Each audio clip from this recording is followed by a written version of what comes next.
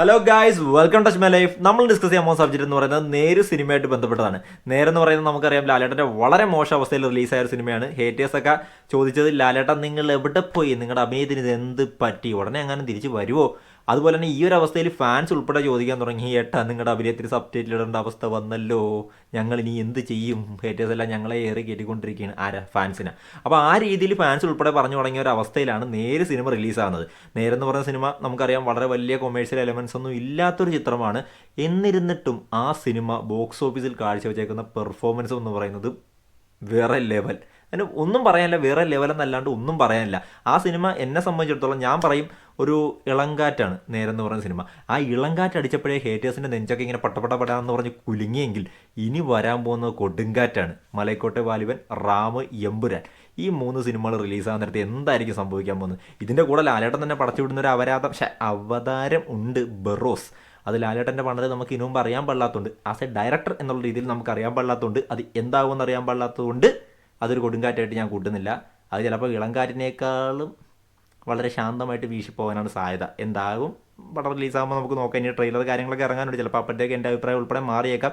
പിന്നെ ഗൈസ്, എന്തൊക്കെ പറഞ്ഞാലും ഈ വിമർശിക്കുന്ന ഹേറ്റേഴ്സിന് എല്ലാം 100% അറിയാവുന്ന ഒരു കാര്യമുണ്ട്. പക്ഷെ അവർ അത് ഇടക്ക് മറന്നു പോകുമ്പോൾ ലാലേട്ടൻ ഒരു ഓർമ്മപ്പെടുത്തലുമായിട്ട് വരാറുണ്ട്. കാര്യം, ലാലേട്ടൻ സിനിമയ്ക്ക് ഒരു പോസിറ്റീവ് റെസ്പോൺസ് വന്നു കഴിഞ്ഞാൽ അദ്ദേഹം ഗംഭീരമായിട്ട് തിരിച്ചു വരും.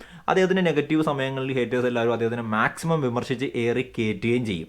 ഇതിനു മുമ്പ് ഒരുപാട് സമയം അദ്ദേഹം അങ്ങനെ ഏറി കയറിയിട്ടുണ്ട്. ഏറിൽ നിന്ന് അദ്ദേഹം തിരിച്ചു വന്നപ്പോഴത്തേക്കും ഞാൻ നേരത്തെ പറഞ്ഞ പോലെ ഹേറ്റേഴ്സിനെയൊക്കെ ഒരു കൊടുങ്കാറ്റ് പാറിച്ച് തെറിപ്പിച്ചടിച്ചുകൊണ്ടാണ് പുള്ളിക്കാരൻ തിരിച്ചു വന്നിട്ടുള്ളത്. ഇതിനു മുമ്പ് ദൃശ്യത്തിന് മുമ്പുള്ള അവസ്ഥ എടുത്ത് നോക്കിയാലും, അതുപോലെ തന്നെ പുലിമുരുവിന് മുമ്പുള്ള അവസ്ഥ എടുത്ത് നോക്കിയാലും, അതിനുശേഷം ലൂസിഫറിന് മുമ്പുള്ള അവസ്ഥ എടുത്ത് നോക്കിയാലും, ഇപ്പം നേരിന് മുമ്പുള്ള അവസ്ഥ എടുത്ത് നോക്കിയാലും ലാലേട്ടൻ്റെ അവസ്ഥ സെയിം ആയിരുന്നു. പുള്ളി എയറിലായിരുന്നു. എയറിൽ നിന്ന് പുള്ളി ഹേറ്റേഴ്സിനെയൊക്കെ അടിച്ച് തെറിപ്പിച്ചുകൊണ്ടാണ് ഹിറ്റുകളുമായിട്ട് തിരിച്ചു വന്നേക്കുന്നത്.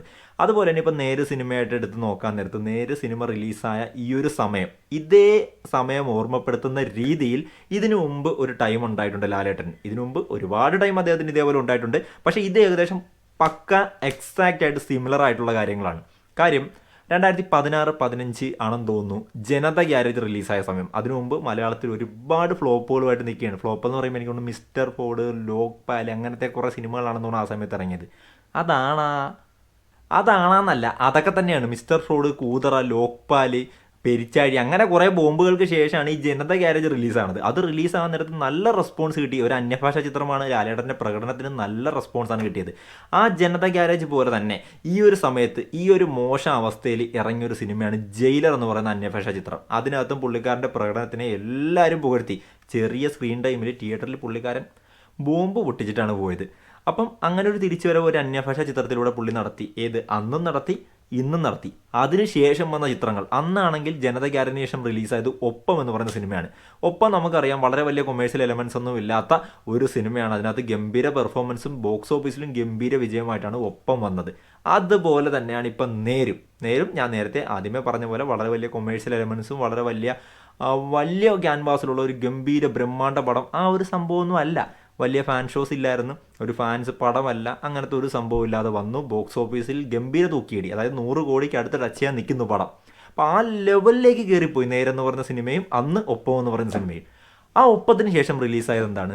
ഞാൻ നേരത്തെ പറഞ്ഞ പോലെ ഇളങ്കാറ്റിന് ശേഷം വന്ന കൊടുങ്കാറ്റായിരുന്നു പുലിമുരുകൻ വന്നപ്പോഴത്തേക്കും ഹേറ്റേഴ്സിൻ്റെയൊക്കെ അണ്ണാക്കിൽ ആണി അടിച്ചുകൊണ്ടാണ് പുള്ളിക്കാരൻ വളരെ വലിയൊരു കമ്പാക്ട് കണക്ട് ചെയ്ത്. അത് കേരളത്തിൽ മാത്രമല്ല, എനിക്ക് തോന്നുന്നു തെലുങ്കിലും തമിഴിലും ഒക്കെ പുലിമുരുകൻ ആ സമയത്ത് ഭയങ്കര വലിയ ഹിറ്റായിരുന്നു. ഹിറ്റെന്ന് പറയുന്ന ഒരു മലയാള സിനിമയെ സംബന്ധിച്ചിടത്തോളം നല്ല ഹിറ്റ് തന്നെ ആയിരുന്നു.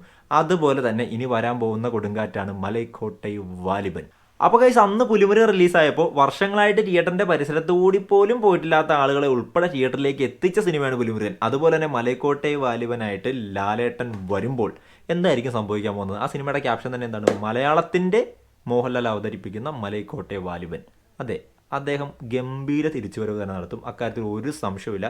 പോസിറ്റീവ് റെസ്പോൺസ് ആണെങ്കിൽ 100% ലിയോ സിനിമ ക്രിയേറ്റ് ചെയ്ത കേരള FD കളക്ഷൻ ബ്രേക്ക് ചെയ്യാൻ സാധ്യതയുള്ളൊരു സിനിമയാണ് മലൈക്കോട്ടെ വാലിബൻ എന്ന് പറയുന്നത്. അതുപോലെ തന്നെ വേറൊരു കാര്യം കൂടി പറയാതിരിക്കാൻ പറ്റത്തില്ല. ആ സിനിമയ്ക്ക് നെഗറ്റീവ് വരികയാണെങ്കിൽ മറ്റൊരു ഒടിയൻ, പിന്നെ ലിജോ ജോസ് പെല്ലിശ്ശേരി ആയതുകൊണ്ട് മറ്റൊരു ഒടിയൻ ആകത്തില്ല എന്ന് വിശ്വസിക്കുന്നു. പക്ഷേ നെഗറ്റീവ് വരികയാണെങ്കിൽ 100% മറ്റൊരു ഒടിയനാണ്. പിന്നെ ലിജോ ആയതുകൊണ്ട് ഒരു കാര്യം കൂടിയുണ്ട്. ലിജോ ജോസ് പെല്ലിശ്ശേരി നമുക്കറിയാം, അദ്ദേഹം ഒരു വളരെ വലിയ ബുദ്ധിജീവിയാണ്. അദ്ദേഹം ബുദ്ധിജീവിത്തരം കാണിച്ച് ലാലേട്ടന് പോലും മനസ്സിലാകാത്തൊരു പടം എടുത്ത് തിയേറ്ററിലേക്ക് ഇറക്കി വിടരുത് ലാലേട്ടനെ വെച്ചിട്ട്. നമുക്ക് പ്രേക്ഷകർ ടിക്കറ്റ് എടുത്ത് കാണുന്നല്ലേ, അവർക്കെല്ലാം മനസ്സിലാകണ്ടേ. ആ ഒരു രീതിയിലുള്ള സ്റ്റഫാണ്, ഒരു പക്ക LJP സ്റ്റഫ് അല്ലാതെ അത് ജനറൽ ഓഡിയൻസിനെയും കൂടി തൃപ്തിപ്പെടുത്തുന്ന രീതിയിലുള്ള ഒരു LJP ടച്ചുള്ള ഒരു LJP സ്റ്റഫാണെങ്കിൽ മലൈക്കോട്ടെ വാലിബൻ 100% ഇപ്പം ഇൻഡസ്ട്രിയൽ ഹിറ്റായിട്ട് മാറും. അക്കാര്യത്തിൽ ഒരു സംശയമില്ല. 200 കോടിക്ക് മുകളിൽ ആദ്യമായിട്ട് ഗ്രോസ് ചെയ്യാൻ പോകുന്ന മലയാള ഫിലിമായിട്ട് മലൈക്കോട്ടെ വാലിബൻ മാറും. ഞാൻ ഇങ്ങനെയൊക്കെ പറയുമ്പോൾ LJP ബുദ്ധിജീവി ഫാൻസ് വന്ന് വിമർശിക്കരുത്. കാര്യം അങ്ങനെയുള്ള ഫാൻസ് ഒരുപാട് പേരുണ്ട്. പണ്ട് ഞാനും ഡബിൾ ബാരലൊക്കെ പോയി കണ്ടപ്പോഴത്തേക്ക് എനിക്ക് ആ സിനിമ ഒട്ടും ഇഷ്ടപ്പെട്ടില്ലായിരുന്നു. പക്ഷേ ഇഷ്ടപ്പെട്ടില്ല എന്ന് പറയാൻ നേരത്ത് ബുദ്ധിജീവി ഫാൻസ് വന്ന് പറയുന്നത് നിനക്ക് മനസ്സിലാകാത്തതുകൊണ്ടാണ്, അതിൻ്റെ ലെവൽ വേറെയാണ് അങ്ങനെയെന്നൊക്കെയാണ്. പക്ഷേ കുറേ നാളുകൾക്ക് ശേഷം ഡബിൾ ബാരൽ സിനിമ കാണുമ്പോഴത്തേക്കും എനിക്ക് കുറേയൊക്കെ കണക്റ്റ് ആകാറുണ്ട്, ഇഷ്ടപ്പെടാറുണ്ട്. അപ്പോൾ അതേപോലത്തെ ഒരു സംഭവമാണെങ്കിൽ തിയേറ്ററിൽ ഗംഭീര ആയിപ്പോവും. അക്കാര്യത്തിൽ സംശയമൊന്നുമില്ല. LJPയുടെ എല്ലാ സിനിമകളും തിയേറ്ററിൽ വളരെ വലിയ വിജയങ്ങളൊന്നുമല്ല. പിന്നെ ഇതൊരു ബിഗ് ബഡ്ജറ്റ് സിനിമ ആയതുകൊണ്ട് ഇതിനകത്ത് നായകൻ്റെ പേര് മോഹൻലാൽ എന്നായതുകൊണ്ടും ഈ സിനിമയ്ക്ക് ക്രിയേറ്റ് ചെയ്യാൻ പോകുന്ന ഹൈപ്പ് എന്ന് പറയുന്നത് വേറെ ലെവലായതുകൊണ്ടും ഈ സിനിമയ്ക്ക് പോസിറ്റീവ് റെസ്പോൺസ് വന്നാൽ വേറെ ലെവൽ ബോക്സ് ഓഫീസ് കളക്ഷൻ തന്നെ വരും. മലയാള സിനിമ, ഇന്ത്യൻ സിനിമ ഇൻഡസ്ട്രി മൊത്തം ഉറ്റുനോക്കുന്ന രീതിയിലുള്ളൊരു സ്റ്റഫായിട്ട് മലൈക്കോട്ടെ വാലിബൻ മാറട്ടെ. അതിനുശേഷം വരുന്ന സിനിമകളിലൂടെയും ഇൻഡസ്ട്രീനെ അടുത്ത ലെവലിലേക്ക് ലാലേട്ടൻ കൊണ്ടുപോകും. അക്കാര്യത്തിലൊരു സംശയവുമില്ല. അപ്പോൾ നേരെ എന്ന് പറയുന്ന സിനിമ 100 കോടി എന്ന് പറയുന്ന ഫിഗർ ഒഫീഷ്യലായിട്ട് ബോക്സ് ഓഫീസിൽ ഗ്രോസ് കളക്ഷൻ വരട്ടെ, തള്ളു കളക്ഷനല്ല, ഗ്രോസ് കളക്ഷൻ വരട്ടെ. ഇപ്പം ആ സിനിമയുടെ ബോക്സ് ഓഫീസുമായിട്ട് ബന്ധപ്പെട്ട് ഒരുപാട് തർക്കങ്ങളൊക്കെ നടക്കുന്നുണ്ട്, ഫാൻ ഫൈറ്റുകൾ നടക്കുന്നുണ്ട്. അതൊക്കെ നടന്നോട്ടെ, അത് ഏത് സിനിമയുടെ കളക്ഷൻ റെക്കോർഡുകൾ വരുമ്പോഴും നടക്കുന്നതാണ്. പക്ഷേ ഒഫീഷ്യലി ഇപ്പം പല ട്രാക്ക്ഡ് പേജസ് ഇട്ടേക്കുന്നത് 80 കോടിക്ക് മുകളിൽ ഗ്രോസ് വന്നു എന്നാണ്. 100 കോടി ടച്ച് ചെയ്യാൻ സാധ്യത ഭയങ്കര കൂടുതലാണ്. കാര്യം തമിഴ് ചിത്രങ്ങൾ മാത്രമാണെന്ന് തോന്നുന്നു ഈ അടുത്ത റിലീസുള്ളത്. പിന്നെ ഓസ്ലർ വരുന്നുണ്ട്. എങ്കിലും നേര് അടിക്കും, 100 അടിക്കും സാധ്യതയുണ്ട്. അപ്പം വീഡിയോ ഇഷ്ടപ്പെട്ടെങ്കിൽ, വേറൊന്നുമില്ല ഇനി പറയാൻ. വീഡിയോ ഇഷ്ടപ്പെട്ടെങ്കിൽ ലൈക്ക് ചെയ്തിട്ട് കമൻറ്റ് ചെയ്യുക, ഇല്ലെങ്കിൽ ഡിസ്ലൈക്ക് ചെയ്തിട്ട് കമൻറ്റ് ചെയ്യുക. രണ്ടാണെങ്കിലും ചാനലൊന്ന് സബ്സ്ക്രൈബ് കൂടി ചെയ്യണം.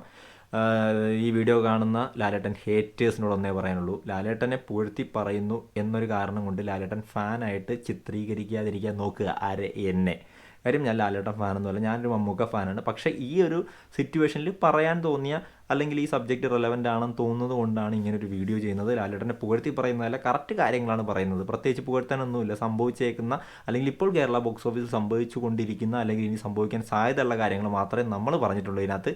അതുപോലെ ഓസ്ലർ സിനിമയ്ക്കകത്ത് മമ്മൂക്ക വരുന്നുണ്ട്. മമ്മൂക്ക ഗസ്റ്റ് റോളിൽ വരുന്ന സിനിമയാണ്. നല്ല രീതിയിലുള്ള വിജയം ആ സിനിമയ്ക്കും കിട്ടട്ടെ. അതുപോലെ തന്നെ മമ്മൂക്കയുടെ ഗംഭീര പടങ്ങളൊക്കെ വരുന്നുണ്ട്. അപ്പോൾ അതുമായിട്ട് ബന്ധപ്പെട്ട വീഡിയോസും നമ്മൾ ചെയ്യുന്നതാണ്. അപ്പോൾ വീഡിയോ ഇഷ്ടപ്പെട്ടെങ്കിൽ നേരത്തെ പറഞ്ഞ പോലെ കാര്യങ്ങളൊക്കെ ചെയ്തേക്കുക. അപ്പം അടുത്തൊരു വീഡിയോ കാണുന്നവരെ ബൈ.